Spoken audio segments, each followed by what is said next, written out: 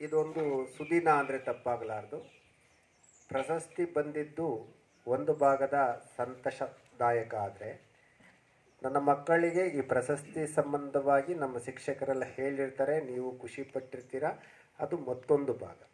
ಆದರೆ ಈ ಪ್ರಶಸ್ತಿ ಏಕೆ ಬರ್ತದೆ ಅನ್ನೋದಕ್ಕಿಂತ ನಮ್ಮ ವೃತ್ತಿ ಜೀವನದಲ್ಲಿ ನಮ್ಮ ಸೇವೆ ಎಷ್ಟು ಮುಖ್ಯವಾಗಿ ಕೆಲಸ ಮಾಡಿದ್ದೀವಿ ಅಂತ ನಾವು ನೆನಪು ಮಾಡಿಕೊಳ್ಳುವಂಥ ಒಂದು ಸ್ವಲ್ಪ ಸಮಯ ನಾನು ಅದನ್ನು ಇಷ್ಟಪಡ್ತೇನೆ. ಒಬ್ಬ ಮುಖ್ಯ ಶಿಕ್ಷಕ ಅನ್ಸ್ಕೊಳ್ಬೇಕಾದ್ರೆ ಸಹ ಶಿಕ್ಷಕರ ಮತ್ತು ಬೋಧಕೇತರ ವರ್ಗದವರ ಸಂಪೂರ್ಣ ಸಹಕಾರ ಬೇಕು. ಹಾಗೆ ವಿದ್ಯಾರ್ಥಿಗಳ ಮತ್ತು ಪೋಷಕರ ಸದಾಶಯ ಕೂಡ ಇರಬೇಕು. ಒಬ್ಬ ಧೀಮಂತ ಮುಖ್ಯೋಪಾಧ್ಯಾಯನಾಗಿ ಕೆಲಸ ಮಾಡಬೇಕು ಅಂದರೆ ಅವನದಾದ ಜಾಣ್ಮೆಯಲ್ಲಿ ಮಾಡಬೇಕು. ಈ ಪರಿಸರವನ್ನು ಅರಿತು ಕೆಲಸ ಮಾಡಬೇಕು. ಶಿಕ್ಷಕರ ಮನಸ್ಸನ್ನು ಅರಿತು ಕೆಲಸ ಮಾಡಬೇಕು. ಸಮಾಜದ ಸರ್ವತೋಮುಖ ಅಭಿವೃದ್ಧಿಗೆ ಪೂರಕವಾಗಿ ಕೆಲಸ ಮಾಡಬೇಕು. ಇವೆಲ್ಲವನ್ನು ನಾನು ಮಾಡಿದ್ದೀನಿ ಅಂತ ಹೇಳೋದಕ್ಕಿಂತ ಮಾಡಬೇಕಾದ್ರೆ ಪ್ರೇರಣೆ ಯಾರು ಅಂತಂದರೆ ಈ ಭಾಗದ ಸುತ್ತಮುತ್ತಲಿನ ಎಲ್ಲ ನನ್ನ ಹಿರಿಯ ವಿದ್ಯಾರ್ಥಿಗಳು, ವಿದೇಶಿಗಳು, ವಿದ್ಯಾಭಿಮಾನಿಗಳು, ಶಿಕ್ಷಕರು, ಸ್ನೇಹಿತರು.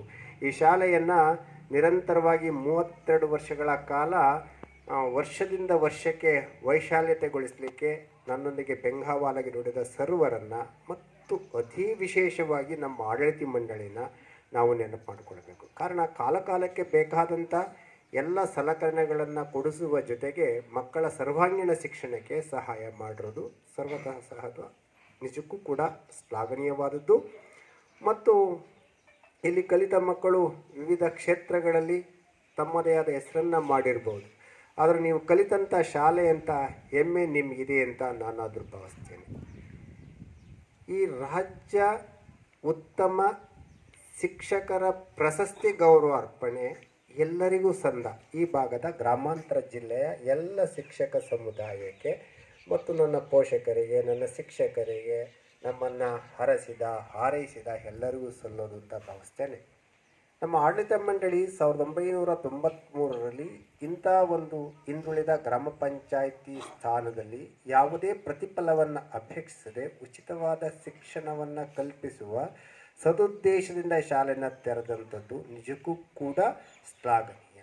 ಅದಕ್ಕೆ ಪೂರಕವಾಗಿ ಶಾಲೆಯ ಹೆಸರನ್ನು ರಾಜ್ಯಾದ್ಯಂತ ಪಸರಿಸುವಂಥ ಕೆಲಸವನ್ನು ನಾನು ನಮ್ಮ ಶಿಕ್ಷಕರು ಮಾಡಿದ್ದೇವೆ. ಕಾರಣ 19 ವರ್ಷಗಳ ಕಾಲ SLC ಪರೀಕ್ಷೆಯಲ್ಲಿ 100ಕ್ಕೆ 100ರಷ್ಟು ಫಲಿತಾಂಶ ಪಡೆದ ಯಾವುದಾದ್ರೂ ಕನ್ನಡ ಮಾಧ್ಯಮ ಶಾಲೆ ಇದೆ ಅಂತ ಹೇಳಿದ್ರೆ ಅದು SLN ನಮ್ಮ ಹೆಮ್ಮೆಯ ಶಾಲೆ ಅಂತ ಹೇಳಲಿಕ್ಕೆ ನಮಗೆ ಖುಷಿ. ಈ 19 ವರ್ಷದ ಯಾವುದೇ ವಿಚ್ಛಿನ್ನತೆ ಇಲ್ಲದ 100ರ ಫಲಿತಾಂಶವನ್ನು SSLC ಬೋರ್ಡ್ ಪಬ್ಲಿಕ್ ಪರೀಕ್ಷೆಯಲ್ಲಿ ದಾಖಲಿಸಿದ ಕೀರ್ತಿ ಎಲ್ಲ ವಿದ್ಯಾರ್ಥಿಗಳಿಗೆ ಸಲ್ಲುತ್ತೆ, ಪೋಷಕರಿಗೂ ಸಲ್ಲುತ್ತೆ. ಮತ್ತು ಈ ವರ್ಷ ಕೂಡ ಕನ್ನಡ ಮಾಧ್ಯಮ ಶಾಲೆಯಲ್ಲಿ ನಮ್ಮ ಶಾಲೆ ವೆಬ್ಕಾಸ್ಟಿಂಗ್ ಫಲಿತಾಂಶ ಕೂಡ ಕನ್ನಡ ವಿಷಯದಲ್ಲಿ 100ಕ್ಕೆ 100ರನ್ನು ದಾಖಲಿಸಿದೆ. ಒಬ್ಬ ವಿದ್ಯಾರ್ಥಿ ಮಾತ್ರ ಪರೀಕ್ಷೆಯಿಂದ ಹೊರಗುಳಿದಿದ್ದಕ್ಕೆ ಆತನನ್ನು ಹೊರತುಪಡಿಸ್ತೇವೆ, ಉಳಿಕೆಯವರೆಲ್ಲರೂ ಉತ್ತೀರ್ಣತೆ ಆಗಿರತಕ್ಕಂಥದ್ದು ನಮ್ಮ ಗುಣಮಟ್ಟದ ಶಿಕ್ಷಣಕ್ಕೆ ಒಂದು ಮೈಲಿಗಲ್ಲು ಅಂತ ನಾನಾದರೂ ಭಾವಿಸ್ತೇನೆ. ಮುಂದಿನ ದಿನಮಾನಗಳಲ್ಲೂ ಕೂಡ ಈ ಶಾಲೆ ಒಳ್ಳೆಯ ಫಲಿತಾಂಶವನ್ನು ದಾಖಲಿಸುತ್ತೆ. ಏಕೆಂದರೆ ಸರಳ ಸಜ್ಜನಿಕೆಯ ಪೋಷಕರು, ಬಹಳ ಶಿಸ್ತುಬದ್ಧವಾದ ವಿದ್ಯಾರ್ಥಿಗಳ ತಂಡ ನಿಮ್ಮದೇ ಆದ ದಾಟಿಯಲ್ಲಿ ನಿಮ್ಮ ವಿದ್ಯಾಸಂಪತ್ತನ್ನು ಹೆಚ್ಚಿಸಿಕೊಳ್ಳಲು ನೀವು ಪ್ರಯತ್ನ ಮಾಡಿದ್ದಲ್ಲಿ ಅದು ಖಂಡಿತ ನಿಮಗೆ ಒಳ್ಳೆಯದಾಗ್ತದೆ ಅಂದರೆ ಎರಡು ಮಾತಿಲ್ಲ. ಈಗ ನಮ್ಮ ಕೃಷ್ಣಪ್ಪ ಸರ್ ಗೌರವಾರ್ಪಣೆ ಮಾಡಿದ್ದಾರೆ. ಅವರು ಬಿಲ್ಲಿನಕೋಟೆ ಗ್ರಾಮ.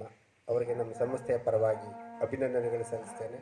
ನಮ್ಮ ಶಿಕ್ಷಕರು ಅವರ ಜೊತೆಯಲ್ಲಿ ಒಡನಾಟ ಇದೆ. ನಮ್ಮ ಶಾಲೆಗೆ ಭಾಳ ವರ್ಷಗಳಿಂದ ಬರ್ತಾರೆ ಹೋಗ್ತಾರೆ. ಹೀಗೆ ಇರೋದ್ರಿಂದ ಆ ಒಂದು ಬಾಂಧವ್ಯದ ಮೇಲೆ ಈ ಪ್ರಶಸ್ತಿ ಬಂದ ಹಿನ್ನೆಲೆಯಲ್ಲಿ ಅವರನ್ನು ಗೌರವಾರ್ಪಣೆ ಮಾಡೋಕ್ಕೆ ಅವರಿಗೆ ಆಭಾರಿಯಾಗಿದ್ದೇವೆ ಅಂತ ನಾನು ತಿಳಿಸ್ಲಿಕ್ಕೆ ಬಯಸ್ತೇನೆ. ಪ್ರಾಯಶಃ ಮತ್ತೊಂದು ಯೋಚನೆ ಮಾಡಬೇಕು. ನಿಮಗೆ ಶಾಲೆಗೆ ಒಂದು ಬಸ್ ಇದೆ, ವಿವಿಧ ದಾನಿಗಳಿಂದ ಎಲ್ಲ ರೀತಿಯ ಸಲಕರಣೆಗಳನ್ನು ನಿಮಗೆ ಕೈಲಾದಷ್ಟು ನಾವು ಕೊಡಿಸ್ತಾ ಬಂದಿದ್ದೇವೆ. ಜೈನ್ ಕಾಂಟ್ರಾಂತ್ ಇರ್ಬೋದು, ಡಾಕ್ಟರ್ ರಮಣ್ ರಾವ್ ಇರ್ಬೋದು, ಆಮೇಲೆ ವಿವಿಧ ಸಂಘ ಸಂಸ್ಥೆಯವರು ಇರ್ಬೋದು, ಮಠ ಮಾನ್ಯದವರು ಇರ್ಬೋದು, ಆಡಳಿತ ಮಂಡಳಿ ಇರ್ಬೋದು, ನಮ್ಮ ಶಿಕ್ಷಕರಿರ್ಬೋದು, ನಾನಿರ್ಬೋದು, ಎಲ್ಲರೂ ಒಂದಲ್ಲ ಒಂದು ರೀತಿಯ ನಿಮಗೆ ಶೈಕ್ಷಣಿಕ ಸಲಕರಣೆಗಳನ್ನು ಕೊಡಿಸಿ ಜ್ಞಾನ ಸಂಪತ್ತನ್ನು ಹೆಚ್ಚಿಸುವಲ್ಲಿ ಸಹಾಯ ಮಾಡಿದ್ದಾರೆ. ಇಂದಿನ ದಿನ ನಾನು ಯಾಕೆ ಸಮವಸ್ತ್ರನ ವಿತರಣೆ ಮಾಡ್ತಾ ಇದ್ದೀವಿ ಅಂತಂದರೆ, ರಾಜ್ಯ ಪ್ರಶಸ್ತಿ ಬಂದರೆ ಊಟ ಹಾಕ್ಸ್ಬೋದು, ಪಾರ್ಟಿ ಕೊಡಿಸ್ಬೋದು, ಅದೆಲ್ಲ ಬೇರೆಯವ್ರ ಸ್ಟೈಲ್.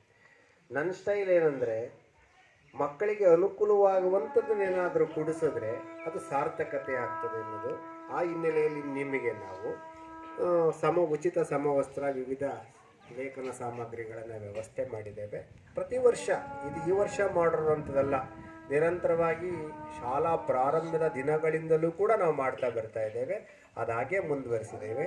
ಈ ಬಾರಿ ನಾನು ಕೂಡ ಇದನ್ನು ಮುಂಚೂಣಿಯಲ್ಲಿ ನಿಂತು ಪ್ರತಿ ವರ್ಷದಂತೆ ಇದನ್ನು ನೆರವೇರಿಸ್ತಾ ಇದ್ದೇವೆ.